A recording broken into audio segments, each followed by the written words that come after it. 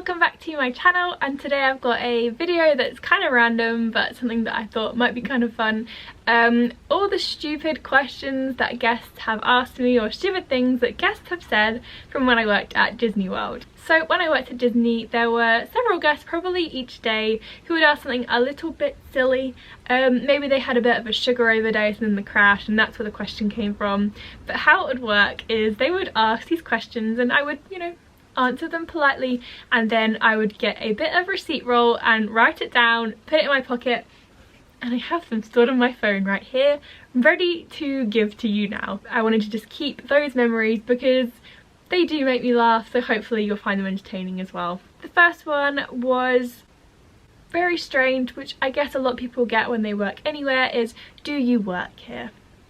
No, I'm just wearing this costume, this costume, this costume, this costume for fun. Yeah, I don't know how guests got that wrong. You have a name tag, you have a very weird costume on. This is another one people get a lot who work in retail, but this one has no price on it. Can I get it for free? No, I will go find out how much the price costs. And then sometimes you scan it and it won't scan, and they, oh, is it for free? Does Mickey give us it for free? If you ask for free stuff at Disney World, you will never get it. Top tip. Another thing which is about getting stuff for free. I don't have any pins. Can I have one of yours? That is not how pin trading works. You have to give a pin to get a pin. You can go buy some pins and then we can trade, but no. I will not give you a pin for free. I have given kids pins before because they're so adorable and they're trading they want to, and I'm like, just have two, just in place of one, but I'm not going to give you a pin just because you want one and you haven't bought one yet. I'm sorry. Disney is a company and they have to make a profit. This one I overheard when I was with my friend, and we were walking down Main Street USA towards Cinderella Castle, and this guest goes to the person they were with, which park has the palace? Well, firstly, the castle is in front of you. How can you not see it? And secondly, it's a castle, not a palace. It's like when people say they're going to Disneyland and they're going to Disney World. I'm sorry, ugh. Just annoys me. This one was a bit weird. So I was working in the Frozen store in Hollywood Studios by the Frozen Theatre. And all the guests come out and they want to buy their Princess Anna dolls and Princess Elsa ones, and you get it. And this family came up, and it's kind of stupid in that we have the dress sizes but we have nowhere for the kids to try them on, so they kind of have to guess based on, like, our system says ages. They hold it up to the kid but they can't try it on. They have to buy it and then take it, try it on in a restroom, and they can bring it back. So I explained the whole situation. They're not too happy about it, but I'm like, are you staying at a resort? And they're like, oh yeah. I'm like, well, you can actually return the dress to any store on Disney property. That's the rule that we have. Any Disney merchandise that they haven't used yet, you can just return it anywhere. And they were like, really? Any store? I was like, yes, any store. I felt like they kept saying, we can return it anywhere. I was like, yes, anywhere. And they were like, we don't believe you. Why? So they got out their phone and they asked if they could record me saying they could return the dress anywhere. So then if they went into a store and the store wouldn't accept the dress as a return if it didn't fit, they wanted to show this video of me to the cast member to be like, well, she told us we could take it anywhere. Why? So I had to stand there and say, yes, you can return your Princess Anna dress to any store. Like, how ridiculous is that? I mean, I did it, but it was just weird. This one was kind of funny. I was working in World of Disney, and that's where people spend a lot of money, and this woman came up and she had a ton of stuff, like 2 whole baskets, and I was scanning the whole thing and she was like, can you take the tags off so my husband doesn't know how much I've spent? I mean, I did it, but this one as a feminist really annoys me. When a parent would come up and say, is this shirt for girls or boys? And I would always reply, it can be for anyone, it doesn't matter. And then the guest would just look at me and be like, is it for girls or boys? I was like, well, I'm sorry, I'm not playing into these whole societal sex stereotypes. It can be for anyone. It could have a pink unicorn on it, it could have all the princesses, and it could be bright pink, and I would still say it can be for anyone. This one is from when I was working in Epcot. I was working at the Future World kiosks, which are on the way to the walkway for the World Showcase, and this guest comes over and goes, where's the show? There are quite a few shows in Epcot, so I was like, oh, which one? The World one. We have several shows about different countries. Which one are you talking about? No, it's the World Showcase. I had to be like, I'm sorry, that's not a show. It is the whole second half of the park. It's the World Showcase. You have to just smile. As well, when I was at those same kiosks, I got, where is Future World? You have to really resist the urge to just go, we're here. Another one I actually got from working at Epcot was, where do I get my 3 VIP passes to skip the line? I was just like, oh, you mean the fast pass? Anyone can get them. She's like, no, the guy at guest relations told me that I get 3 passes to skip the lines, like just for me. I was like, that's everyone, and you do it on the app, and if you're trying to get them now at midday, there's not gonna be many good ones left.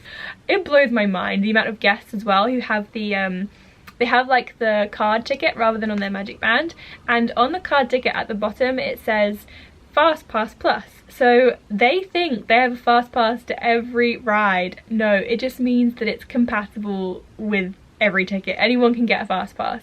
So they show up to the Fast Pass line and they try and get in as a Fast Pass by saying it on their ticket. I've had guests tell me before how they've like made this mistake. They thought they could get in for everything. No. They also seem to think they've paid for it, and I'm like, no, everyone here can get the Fast Passes. Why do people not research Disney before going? If you've paid so much money, do your research. There were a couple, these actually happened in the same evening. It was kind of weird. So one was, do you ever get creeped out by the cult side of Disney? I mean, we worship Walt as our Lord and Savior, and we recite the 4 keys over and over again, and we preach magic and happiness, and we're not allowed to pretend that anything's not okay, but no, never. And then the same one.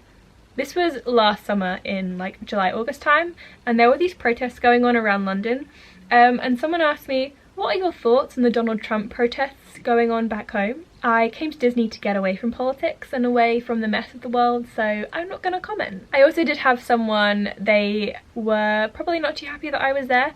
They asked me, so how long is your visa for? I told them, you know, it's up at the end of August. And they're like, and then you're going home, right? Thanks for making me feel welcome in your country. Yes, I'm going home to my free healthcare. This was another one, a guest holding up lollipops. Are these edible? Yes. You just can't sass people when you're working at Disney. You have to act like every question is a genuine concern, and they have a right to ask that question, but sometimes, like, I don't even know how many times when I worked at Hollywood Studios and they come up and they go, where's the Harry Potter castle? Because they hear Universal Studios, Hollywood Studios, they don't know Universal is like a separate thing, and they kind of combine the two, and they think we've got Harry Potter. I wish we did, because then I wouldn't have to buy a Universal annual pass, but we don't have it. So yeah, that happened quite a lot. People asked about the Harry Potter section, and I was like, that's at Universal Studios. And they're like, oh, how do I get there? And I'm like, so you're gonna leave the park, get in your car, take the exit, leave Disney World, go down the I-4, get in the Universal parking lot. You're gonna go into Islands of Adventure, you're gonna walk through Zeusland, take a left, walk all the way around, and then you'll enter Hogsmeade. I can give you the directions if you want them, but I don't think that's what you are looking for here. Same thing happened at studios all the time. They wanted to go to the Frozen ride, and I was like, well, I can give you the directions about how you can get there and leave Hollywood Studios, go to Epcot, and how you're gonna get there completely, but I think you kind of want to stay in this park for now, right? This one was ridiculous. Is Tower of Terror a scary ride? I'll just leave that one there. Another one about rides was a Flight of Passage. That's a sitting down ride, right? Like, you don't actually go anywhere. So we can skip it, right? Oh, if only you knew. This one was interesting. I was working on Main Street in the store that sells all the nice Dooney and Burke bags, and someone comes in looking for the Epcot exclusive 35th anniversary Dooney and Burke. It has Figment on it. See, that was her first mistake. Her second mistake was not buying it when she saw it, because she wanted this Epcot bag, and I had to look it up on the register, and I was like, oh, I'm sorry ma'am, we don't sell that one here. It's only sold in Epcot. It's Epcot exclusive. And she was like, but I'm not going back to Epcot. I was like, oh, I'm sorry, there's no way. And I was looking about if she could order it, but no, it was completely park exclusive to Epcot. So she asked me, well, can someone go in to get it for me and I'll like stand at the gate and wait? No, that's not how it worked. I did say that she could maybe speak to people at the front desk of her resort about maybe making some magic that way, but there was nothing I could do in my position. This happened several times when I was working in the parks in the late hours, which was always. Normally it would be in studios and it would be a thunderstorm. It was terrible weather, and they would say, Is Phantasmic going ahead? Phantasmic is in an outdoor, like, what's it called? Amphitheatre?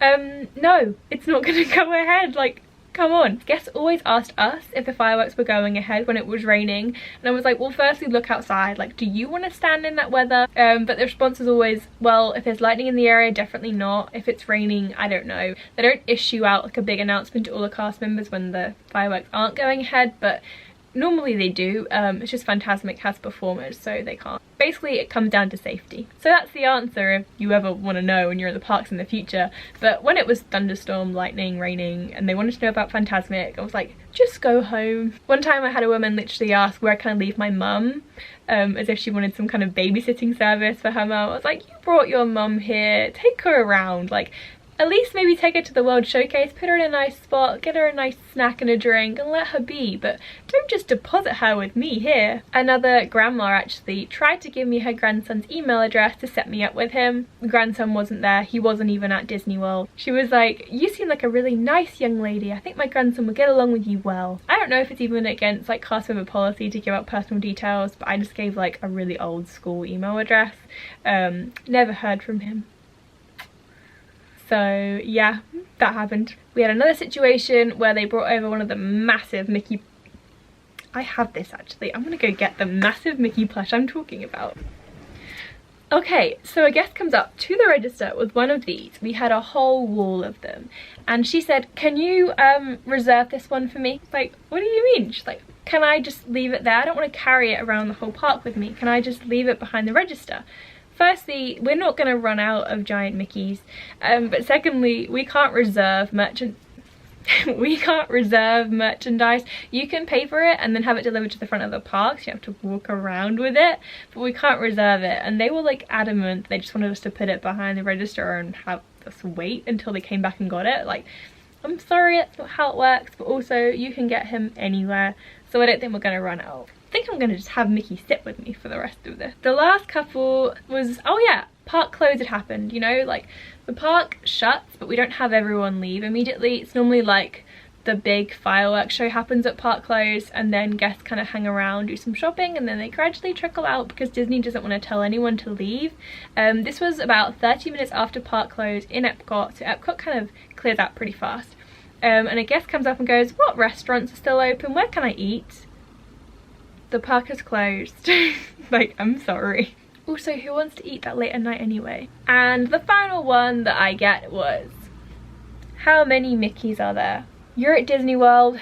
You have to believe in the magic. The magic is all around. There is one Mickey, but 2 chips. And that's how I'm going to end my video. So I hope you enjoyed watching this. Give it a thumbs up if you did. Comment down below if you've worked in retail or Disney World and you have any other stupid questions to share. Please subscribe for more Disney content, and I hope to see you next time. Or see you real soon maybe. Bye!